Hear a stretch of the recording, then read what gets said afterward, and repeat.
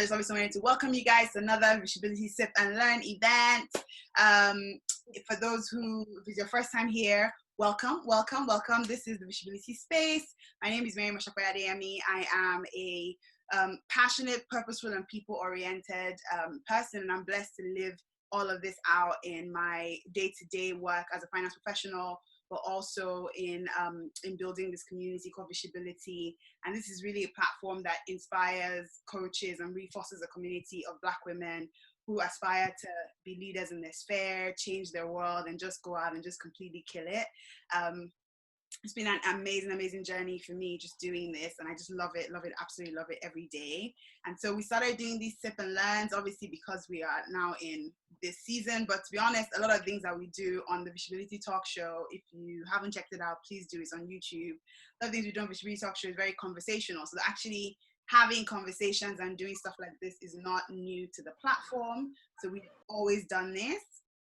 But now it's like, yeah, it's online, and we have the opportunity to kind of to do this. So we're looking to do more of these and do a sip and learn probably once every 2 weeks. I know there's a lot of content out there, there's a lot of information out there, but we're trying to be quite targeted, very specific with what we do. And yeah, so we're doing it once every 2 weeks. Fingers crossed. So watch out for news for the ones coming up in 2 weeks' time. And they're usually short, sharp, and we'd like to take a lot of questions and be quite interactive. But also we really want to focus on Black women and what Black women are doing, because I think a lot of people on this platform can relate to being a Black woman in career, in business, and otherwise, or mothers or wives or whatever it is. So we wanted to make sure we had a space that was really encouraging that. So thank you guys. Welcome again. And so with that, I'll just run you through like a quick agenda for today. So I've already done the welcome. I'm going to introduce Sarah really quickly, and then I'm going to switch on her video, and we're going to get right into the discussion. So I know we're already sort of 10 minutes behind. We'll hopefully catch up in between the conversation. So cool.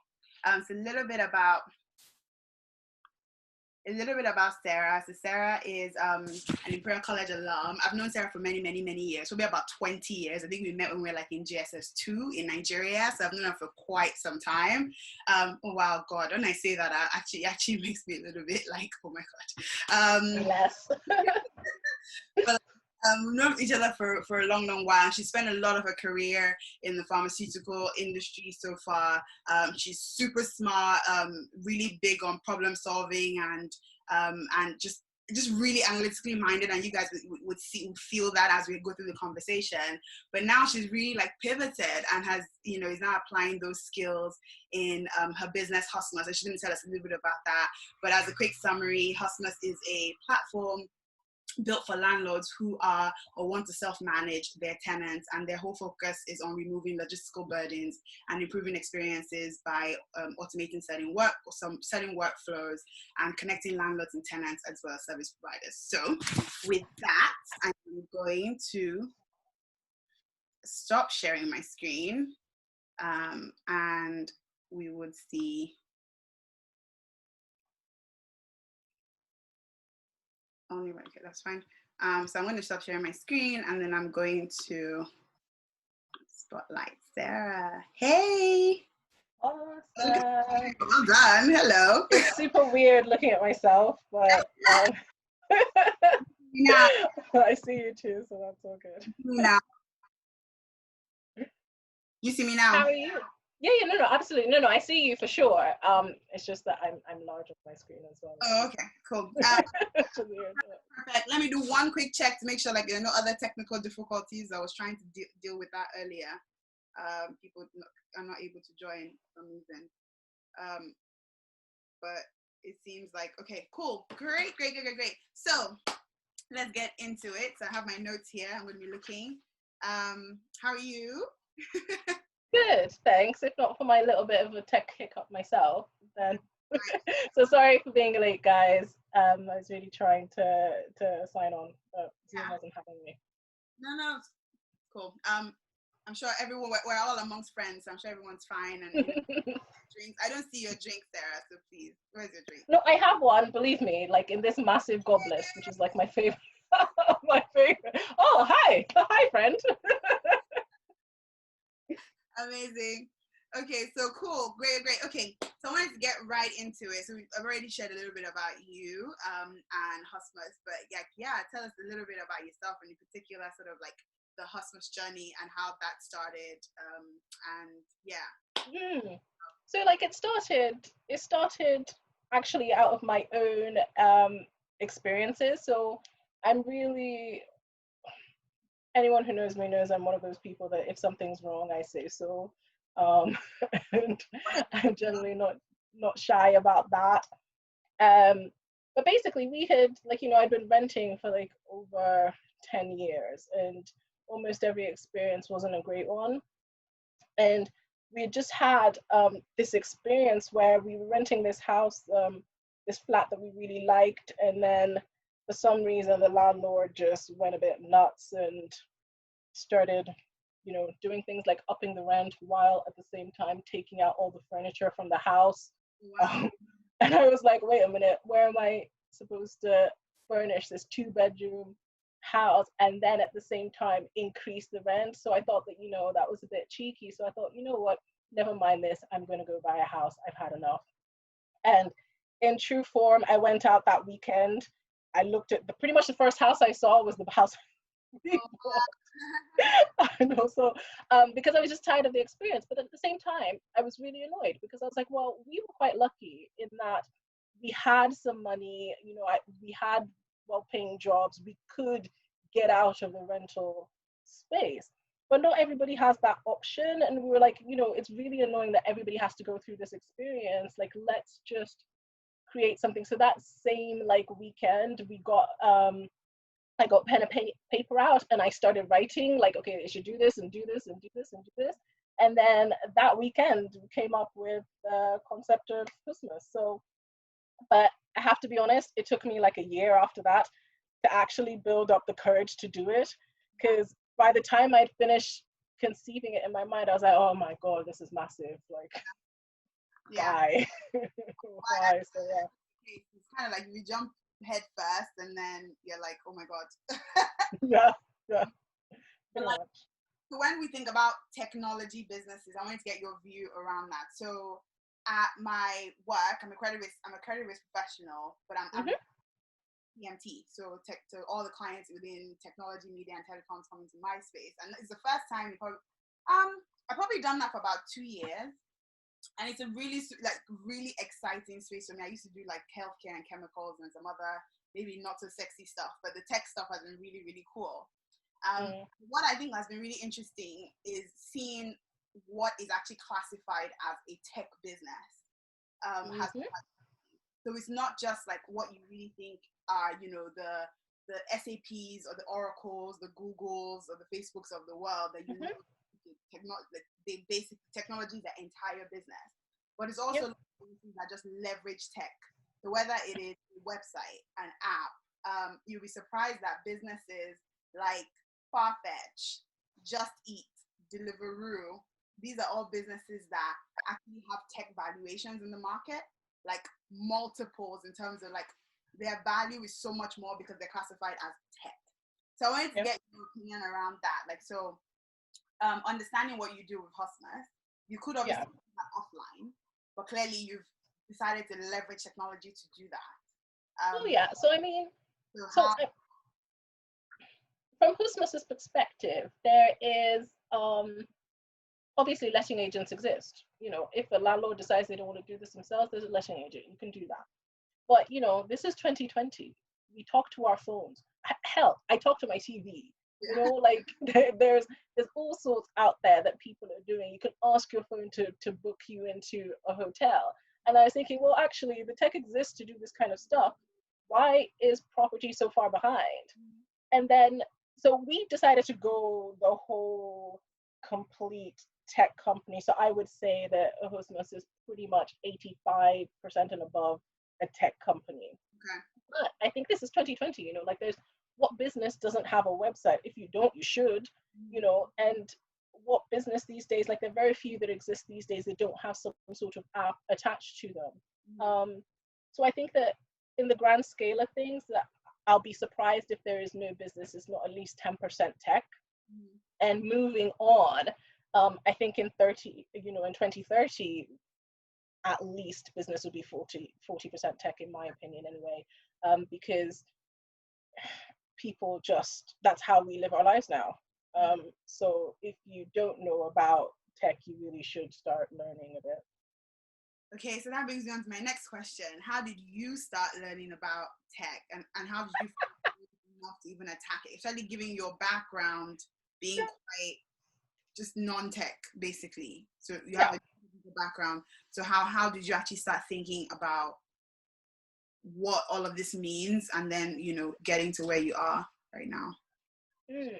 So ultimately, I think the first thing that I had to do was just literally, as I said, I wrote down everything that I wanted to do with Husmus and what it would do for customers. But I thought about it in a very like customer focused way. And then I kind of had to take a step back and say, okay, these are the things that I want to create for the customer and the customer experience. But I really had to look at myself and say, okay, what can you actually do? What are your skills that you can cover? There are many roles out there that need to be filled for a startup company.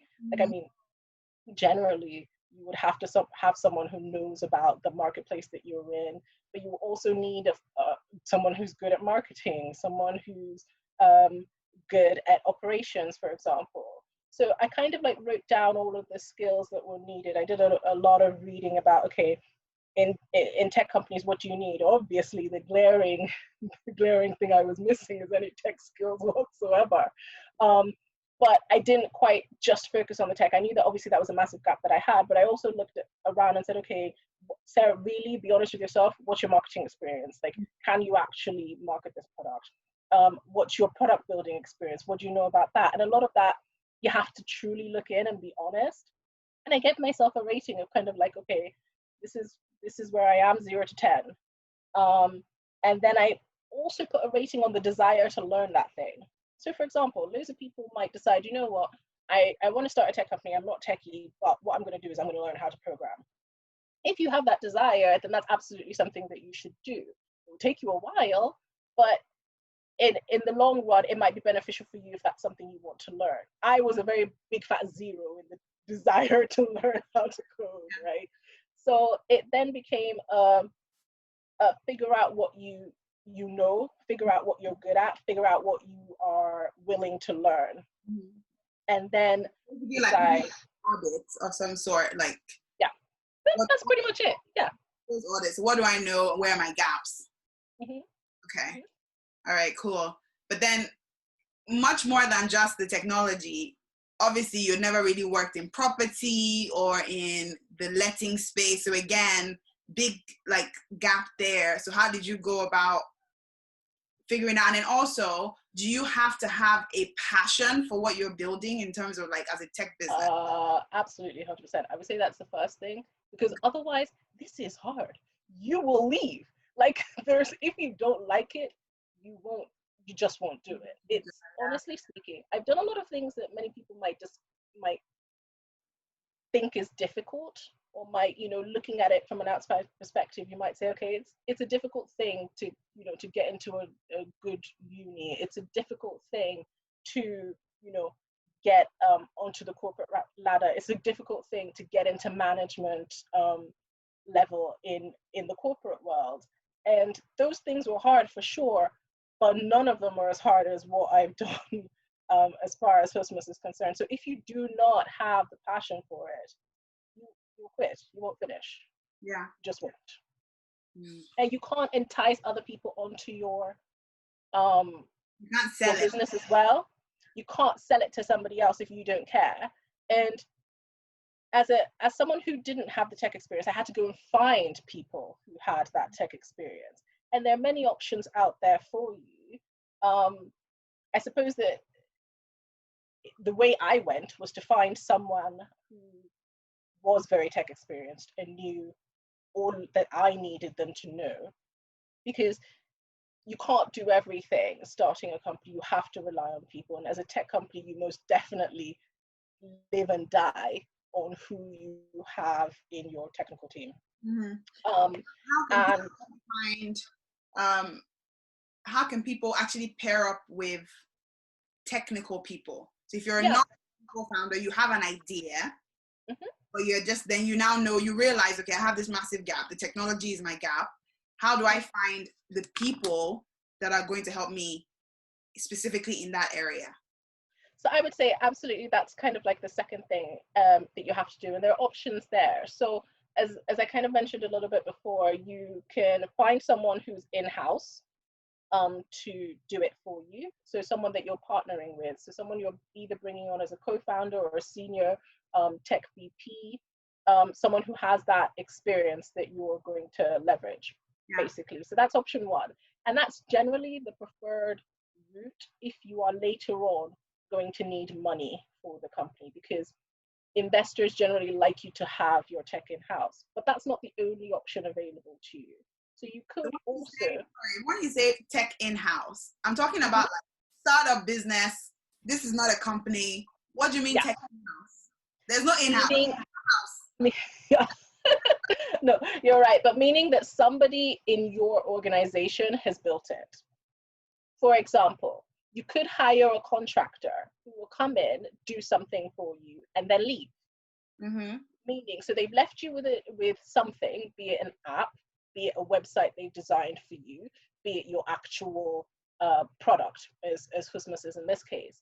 The challenge with something like that is obviously, every time you need something changed, you have to go find that person or something. And it's the same kind of limitation with using a tech studio. And especially if you're not techie yourself, you have to explain what you want to somebody else to build it for you, who's probably billing you by the hour or billing you in milestones. Right. So that's going to take a lot of work. But like I said, that's another option.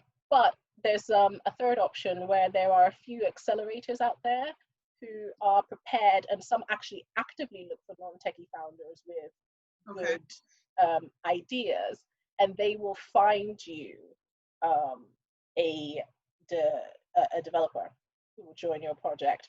One of those is they're called Astia. That's ASTIA, and they will find you, for example, a tech person. They prefer non-technical founders. Oh, okay, so that's cool. So yeah, so Astia, ASTIA.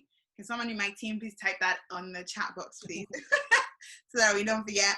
And I think other some of the other tech, tech accelerators that I've seen are like Founder Vine, is one as well, where they do a lot of coaching and development around that, but they try to pair. And then things like Entrepreneur First is also another one, but that's like almost like an entrepreneur in residence type kind of thing, where basically you're taking out of your day job. You basically have to resign and then go and work in Entrepreneur First full time.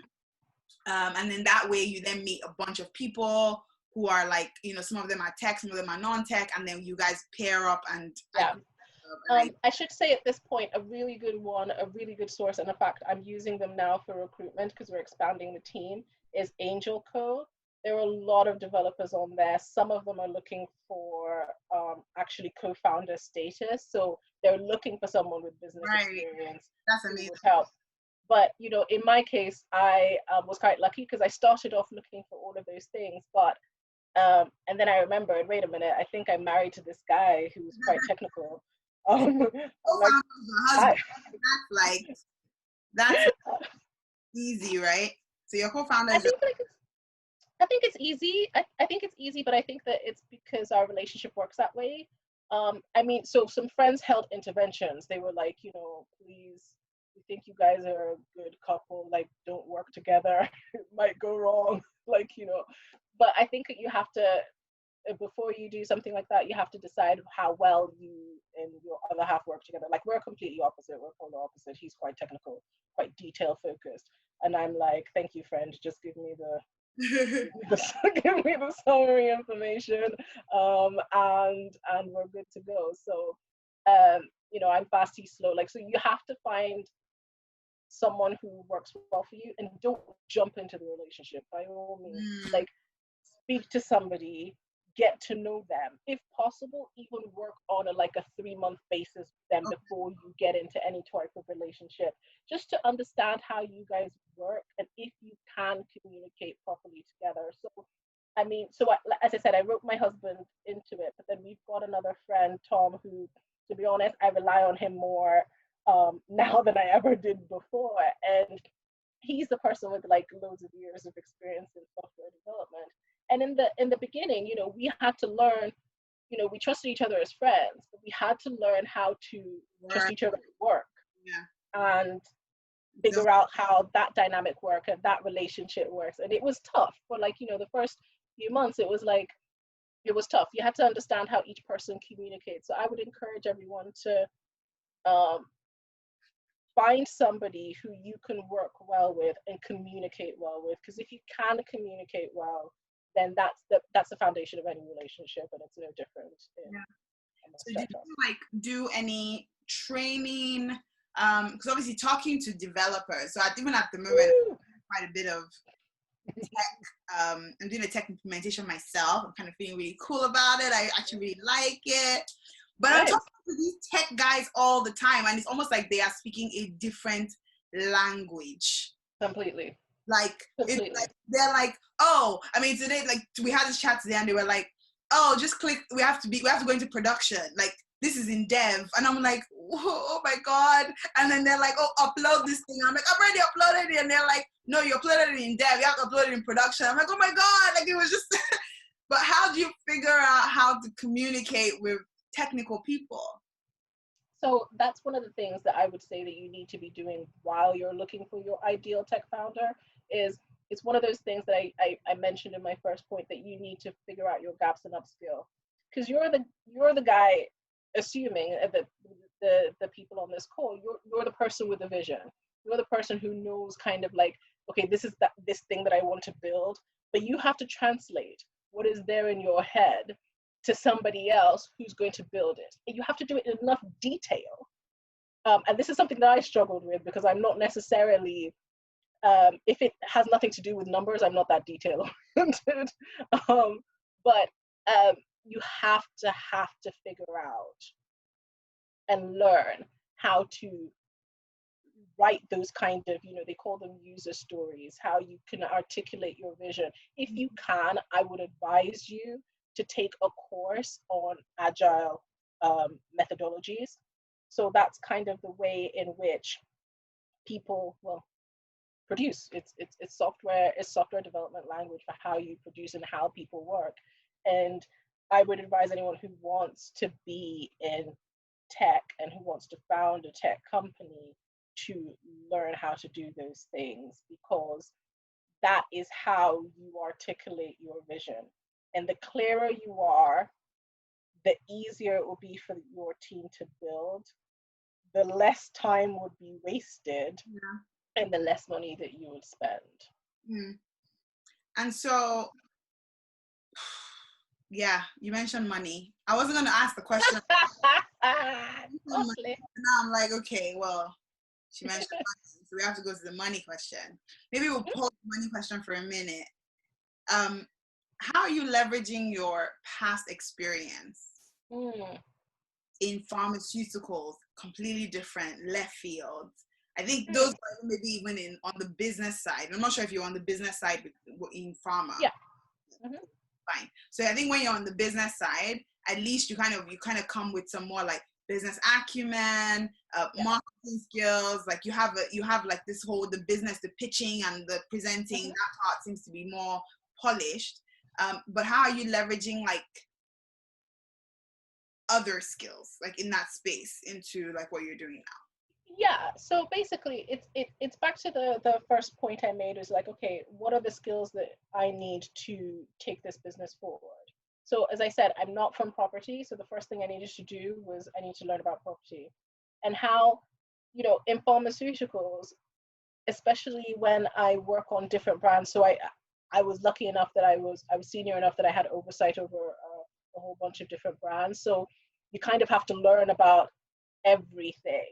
And that whole experience of you know, really looking at a market, looking at the customer, understanding what it is that they want, what they're looking for, identifying gaps in the market. Those kind of things were things that I did anyway in my day job, and so it was almost easy to transition that. But that's something that you have to absolutely do. It's literally your first step as well, because before you're able to articulate, okay, this is what I want to do, the first thing you have to find out is whether somebody else is doing that, and really understand what the gap is in the market, if they're not doing it well enough, or if your idea is better and will give some sort of improvement to the user. But I think the other skills that I've learned, actually, interestingly enough, was in the comms. You know, when you're working in a big company, you have to communicate to different people, and you're absolutely going to need that when you're talking to developers, because they are completely, sorry anybody that's listening, but they're completely and totally a different breed of people, and you just have to learn their language and how to speak to them and how to communicate clearly. So that's kind of a transferable skill as well. Yeah. But as I say, from a pure science perspective, there are things that you can take with you, but I was never in a lab anyway, so it wasn't too much of a transition for me. Fair enough. Okay, so back to the money. Back to the money. So what's the process for that? And there's so many things. People talk about VCs, private equity, blah, blah, blah. Like, there's so many things, so forms of financing. Can you break that down for us a little bit? And then also talk about like your journey, like, if you're comfortable, I hope you are, your money journey with this whole thing. How many dollars do you need to even start, like we're talking about here? And then how can you get those first few dollars if you don't already have it? Or yeah, like basically, how can you start? How can you start with $0? If you have $0. Yeah, so starting with $0, this is going to be very controversial, but I think it's actually quite easy. So before I actually started working, before any code had been written, we'd done anything on Husmus, I'd actually worked 6 months on Husmus anyway. So basically what I was doing during that time is, as I said, figuring out what skills need to be in-house. Then after that, talking to customers. Like literally, if you've not spoken to customers, like, what are you doing? Like, literally, what are you doing? And that's your responsibility as the founder of the company. If you're also going to be the CEO or whatever of the company, that's what you need to be doing. So I spent a lot of time doing research with customers, calling up landlords. I spoke to every single one of my friends that I knew that was a landlord. I spoke to the guys that were tenants. I made my Google surveys, harassed people to answer my questions, because I was trying to learn. I was trying to learn about what people wanted, and if my solution was going to be good enough for them. Now, you don't actually have to have something built technically to be able to articulate your story and what it is that you're trying to build. I mean, a lot of us have PowerPoint skills. So you could just write down what it is that you're trying to do in PowerPoint. I mean, if I show you some stuff I did, you find on Google there an outline of a mobile phone, and then you stick that on your picture. You write what it is that the app would in general look like, and you can take that to a landlord and say, hey, Mr. Landlord or Mrs. Landlord, if I give you this, what do you think about it? Like, is that useful to you at all? And all of these things you can do with literally zero money. All you need is an internet connection and possibly credit on your phone to make the phone calls. Yeah. So just understanding the needs of your potential customers, you can do all of that. But then it comes to now, like, okay, we get all of that, we've done all of that. That's almost like something any business would do. Should do, yeah, agreed. I want to actually build this thing in the background and start running it, right? So everyone knows tech is infamously expensive, all of that stuff. Then is there a way to do that again with $0? Yes. So the easiest way that I have found, bless their souls, is to is to get hold of a co-founder. So a co-founder, like I said, is someone that will be in it with you. They have just as much skin in the game with you, and you need to find someone to fill the skills gap that you have. So as I said, I found Matthias and Tom, and both of them give their time to Husmus in the early days for free. Yeah. You know, and if you were going to go with a contractor or an external, you're going to have to pay them somehow. But a co-founder will work with you just as you're working for free, with only the promise of one day, should this work out, I own X% of it. Right. Okay. So that's the easiest way to get some stuff for $0. It means you are promising. So later on, obviously, you're going to have to cough up X% of the company. But then you absolutely as well, before you enter those kind of deals, you need a solid shareholders agreement. I mean, I'm married to the guy who I entered. He still signed a contract, my friends. Like you have to get people. You know, if it all goes wrong, you know, and most startup relationships break down, you know. So if it all goes wrong, you have to know who walks away with what, who owns what. And what you don't want to do, you definitely want to do something that's called vesting, which means that, okay, say we all own 100% of the company, but if you leave in 6 months, you get nothing. And everything, and every year you vest a certain percentage of your share up to 4 months, and that just kind of protects the company from situations where you guys have a falling out and someone's like, you know what, sort this, I don't care anymore, and I'm out. There's actually some news in the press at the moment. I can't remember what company it is for, where I think the founder did that. Basically, one of the co-founders came in short notice and bounced. Ooh, hi. That's terrible. In court, and it's something like they were there for like such a short period of time, but because they didn't have this vesting language in there, effectively the remaining owners now owe this guy exactly for literally being there for like, he was dine and dash, he was in and out. Mm-hmm. And that's essentially what will happen, because and you'll be surprised. You would think that you know people, and you'll be surprised who will turn up 5 years after, like, yep, I was there at the beginning, thanks. There's this contract. So so absolutely look into a shareholders agreement. I mean, so there are sites that you can get them relatively for free. I decided to pay a lawyer to do it. It cost about £500. There are loads of lawyers that will do it for a startup for what a lawyer will call cheap, I suppose. But I felt like, you know, this was an investment into the future of the company. I absolutely didn't want to end up in a situation where people were shortchanged, either myself or somebody else. Yeah. And are there like any sites you would recommend? So guys, we're going to start moving into questions now. So please start typing your questions in the chat room. And then we'll pick them up so that we can be done for the hour. So are there any specific sites that you would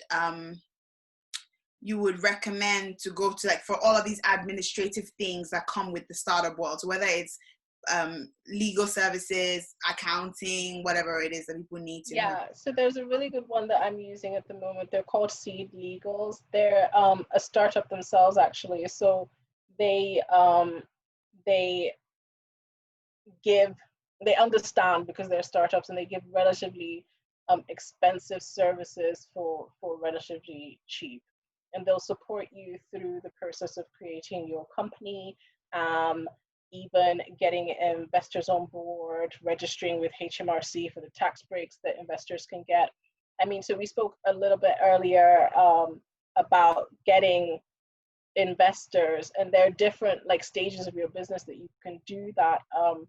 Some people are lucky enough to get investment at what they call the pre-seed stage, which is pretty much you just have an idea, you've not built anything.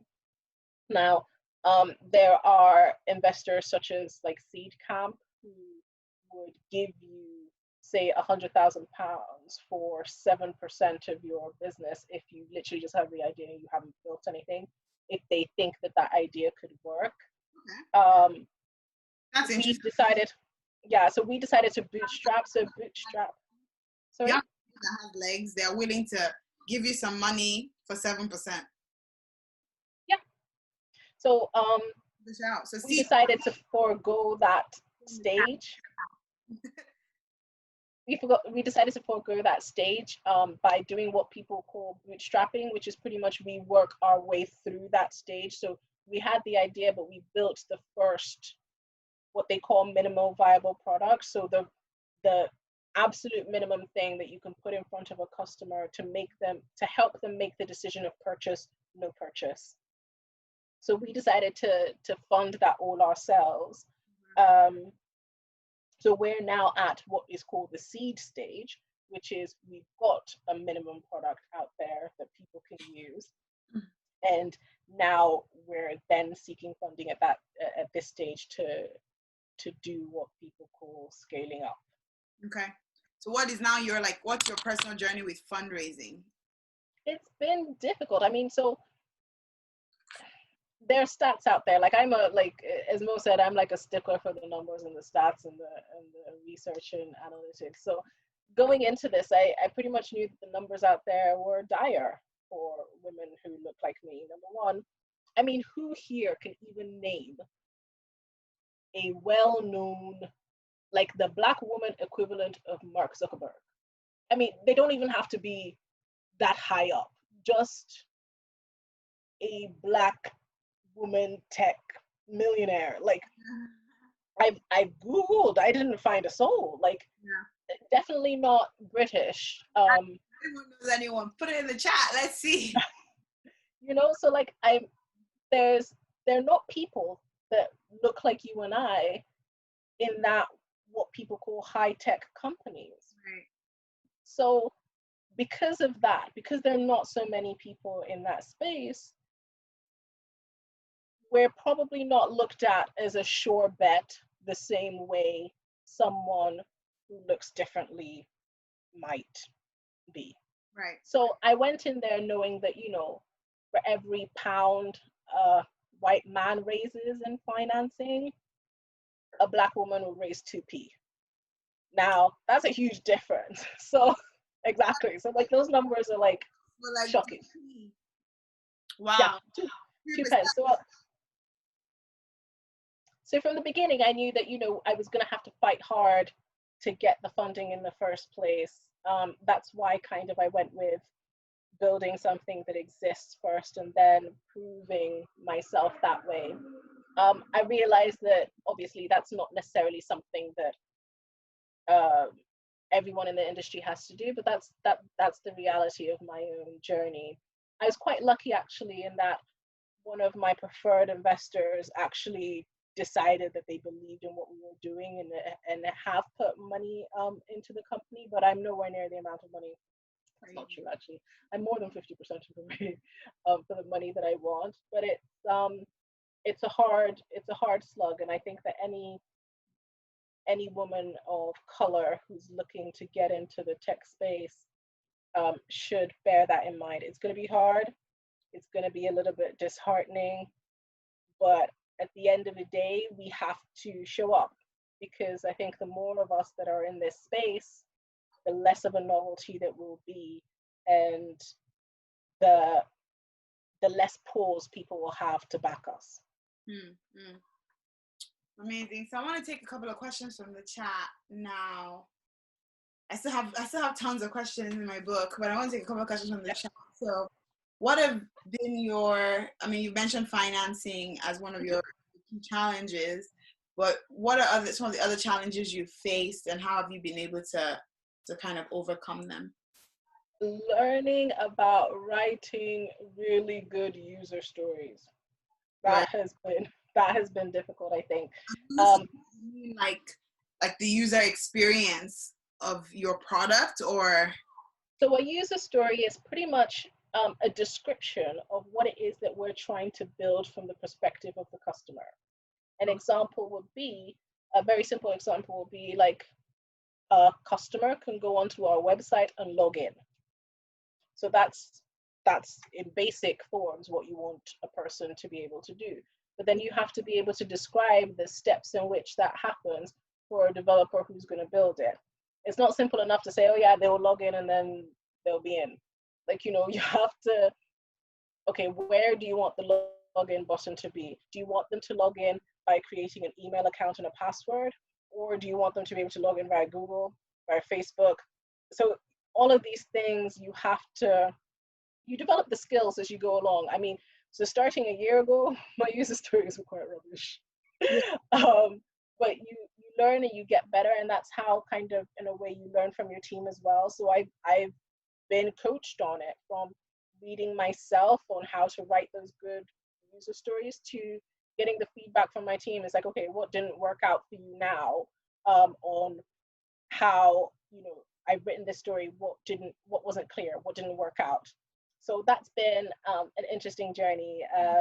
And also just learning the terminology so that you can have an informed discussion with people. You don't have to learn to code yourself if you don't want to, as I said, but you need to know enough to communicate effectively with your team.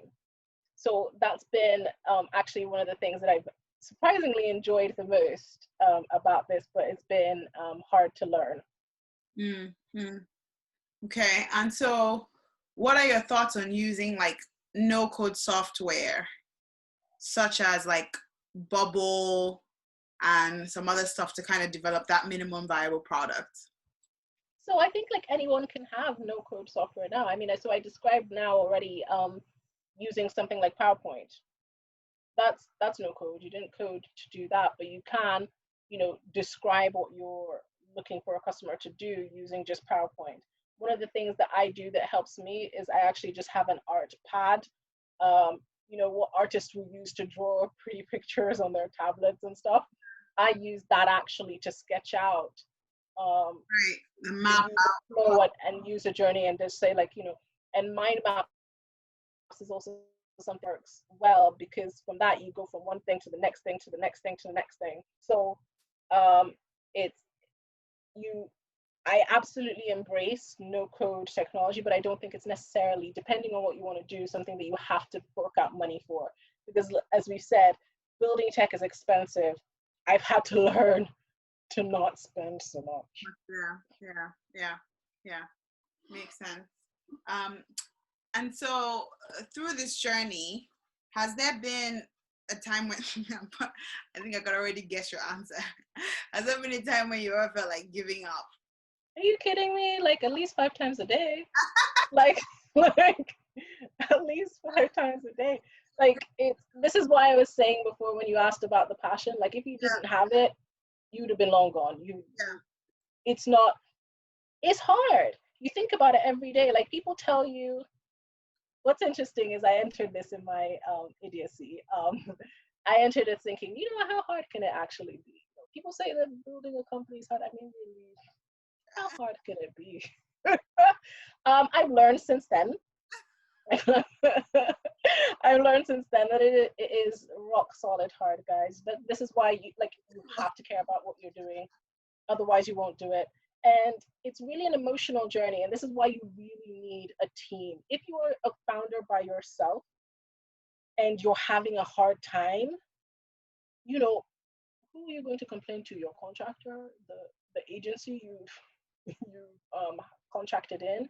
You really need somebody, a team around you to be able to say, you know, oh, I'm having a hard day today. You know what, today was really rubbish. We didn't get this done. Or we couldn't land this partnership. We couldn't land this deal. And I think without actually my co-founders, I lean on them a lot, to be honest. And I think that it's something that you need because it is an emotional journey. Yeah. We'll have strong highs. I mean, the first time a person bought something off my site, I can't explain to you, it was only £10. You would have thought I won the lottery. Like, I was ecstatic. Like, and the next few times, and it was like, you know, there was a dance around the house every time a purchase was made, because it's just, I can't tell you how good it feels. But at the same time, there are those kind of like highs, but then there are also like really lows. Yeah. And you have to be able to juggle that emotional ride. So if you are, you know, get your friends to support you, you know, let them know what you're trying to do, so that there are people out there that can help you out and lift you up, because there are times that you absolutely, no matter how strong you are, you will need that. Yeah. And so beyond like your friends and stuff though, how have you formed, or maybe the question is, have you formed a community of people or women in technology or men in technology, whatever it is, to kind of support you through this whole process? So I'm starting to do that for sure, but I've been fortunate in that a lot of my friends, I like how I've said my friends now. They started out my husband's friends, but now I'm like, okay, help! Like, you know, this is the situation. This is, so I have formed people that I go to for various things. If I'm having a tech issue, there are guys that are lovely and give up their time and say, okay, what is it you're trying to do? Have you thought of this? Do this, do that. You know, you know, there's so many people that I can call out and say, thank you for that will give an hour of your time. But absolutely everyone needs a support system to do that. And there are times that I even like call up my mom, like, mommy, you know, it's going wrong. And she's like, don't worry, like, you'll make it. Like, so like everyone, you have to have that for sure. But for those who are not married to someone in that space, how can they organically go about finding trustworthy co-founders or mentors, or, you know, so something LinkedIn has been fantastic for me. It's been something, so there are loads of, actually, if you Google it, you'll find loads of like tech networking things, and there are quite a few things that I can call out. So there's women, we are the city, women in tech. Those are ones that I'm part of and have been actually quite supportive. They published a story I wrote, a letter I wrote a while back, but they've been quite supportive. So I just go on LinkedIn and find whoever else is a girl that has CEO co-founder next to her name, and I'm like, dude, we're in this together. Like, you know, so I've actually made one or two good friends just by connecting to people on LinkedIn and saying, hi, I'm also in this journey. Let's help each other out if we can. So like, actually, you mentioned that letter, and I did want to raise it. So you wrote a letter to our counselor, the Exchequer. Sarah wrote this letter, and it's actually is available online. Actually, if someone Googles women, we are the city, women in tech, Sarah Wernér, you'll be able to find the link. And can you post the link in the chat room? So it was basically a letter about the difficulty that underrepresented founders or founders from underrepresented backgrounds in the UK, how they struggle to finance their business. Like, so startups, how startups struggle to finance their businesses. Can you talk a little bit about what motivated you to write that letter, and also like, has there been any like outcomes from that? I would say, so basically, that letter literally came from the heart. Like, I woke up, like, I'm one of those people, I wake up super early in the morning, and then the thoughts just start coming in. It's like immediately my eyes open, the thoughts start coming in. And then obviously the thing that's been on my mind since the start of the year is financing the company. So there it was at the back of my brain, like, okay, you found this person, you found 50% of your money. How are you going to find the rest of it, given that this COVID-19 has happened? And I'd had a few messages from investors that I'd contacted that said, you know, we think this is a great idea, but, you know, COVID, I'm not giving anybody money. Thanks, bye, see you next year. And I'm like, and I was like, goodness, like, so this thing that was really hard before, and I felt like I was almost in like in a sort of impossible situation. And I just like literally just started typing, and I wrote the letter then, and then I sat on it for a while. And then I thought, you know what, why have you just written this letter to the Council of Exchequer, and then you just planted that it rot on your computer? Why not just publish it? So I reached out to women in tech and said, hey, I've written this. Would you guys publish it? And luckily they were very positive about it. And yeah, so they did publish it. And ultimately what I was looking to get from it was the conversation and the recognition that yes, COVID-19 is happening. Businesses all over the world are dropping like flies. However, a disproportionate number of those businesses are going to be Black owned because we were underfunded to start with. Yeah. And then now getting more funding is literally looking like something that's going to be really impossible. And he had mentioned that he was going to do this future fund thing, which was going to help startups. And then I got so excited about it, and then I read it, and I was like, oh. All these rules, there are all these layers that basically cut us out of the process, right? Absolutely. And I was like, oh man, like, never mind that. I'm not going to get a penny of that money. So, so then I wrote that from the heart, and yeah, I think that it's been a positive experience. I've had some really good feedback from some people on it. As a matter of fact, there have been some, our own investor has said, you know what, good for you for saying that out, because that is true. And then there have been some changes to the process a little bit since the letter. I won't say that it was directly as a result of my letter, but I think that lending your voice to the outcry, I think, is important, because I think if not enough people had said anything about it, then they wouldn't have made the few changes that they did. Yeah, they have made. Amazing. So I have just like one. Oh, thank you, Elizabeth. Amazing, great. I'm seeing a chat, but I'm not sure if it's related to.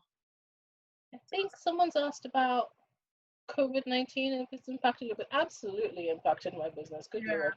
Like, I mean, so you guys remember, the government said, so I'm in the business of selling stuff that helps people move house. And then the government says, don't move house. And I'm like, okay. Now, like, I think it feels like they've kind of said people can move house. Yeah, so a couple of weeks ago now, people have said you can't start moving out, it's provided that you do so in a safe way. I'm not sure exactly what that means, but definitely, so the market has started up again, but there was definitely, like, for a couple of months there that we weren't doing anything. It wasn't a huge impact on us because we're at the early stage of our startup where we're not necessarily relying on that revenue to pay the bills, for example. So we've not been impacted in the way, say, I don't know, Airbnb, for example, because nobody's traveling and they need that revenue to pay their staff. Luckily, we're not in that position, so that was very lucky. And so, just like final question, just around self-funding and the whole idea of, like, you mentioned something just now around not needing the income. So I want to ask sort of like a 2-in-1 question. Okay. What advice do you have for founders who are self-funding? And then also, at what point in the game do you really think, oh, I need to maybe leave my job to focus on this? Or do you just think that people should try to do for as long as they can, try to do both? Oh yeah, so the latter for sure. I mean, so where I was when I started Husmus was I was in the lucky position that I had a lot of a decent chunk of money in the bank.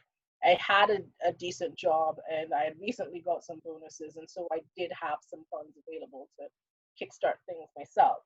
Now, unfortunately, most of us are not in that position. So what I would personally be my advice to people is, for as long as you can, keep working on the side.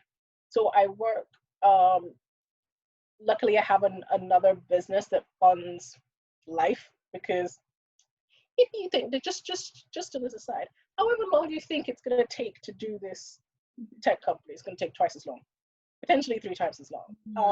So it is hard, it is long, it's not as quick as you think that it will be. So definitely keep your job for as long as you can. There are things that you can look at. For example, if you wanted to, there are things like startup loan funds, for example, that would give you 25 grand at 6% interest, if that was a way you wanted to go. I mentioned already that's Seed Camp that will do you a pre-seed money. So look at that as well if you can. But I would say press on with your business even though you don't have the cash. So look for cheap ways to do things.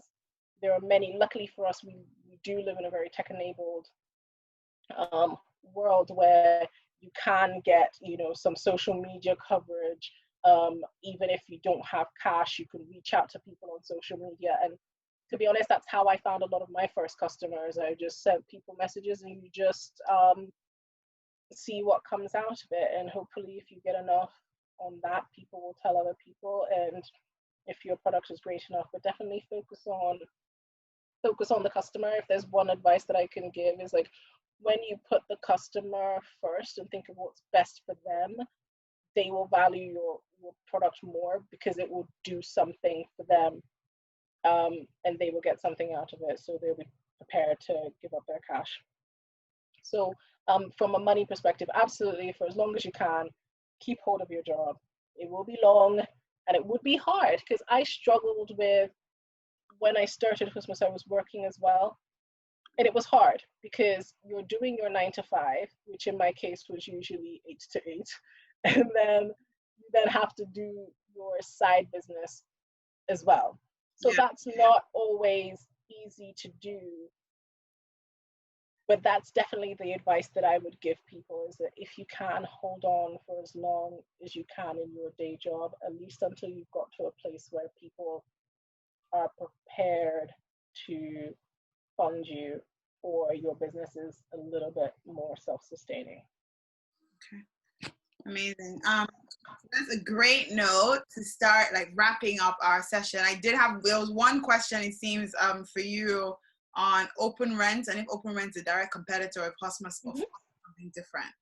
So I would say that it's a direct competitor. We have completely different models. What I mean by that is, it goes back to the percentage of business that's tech enabled.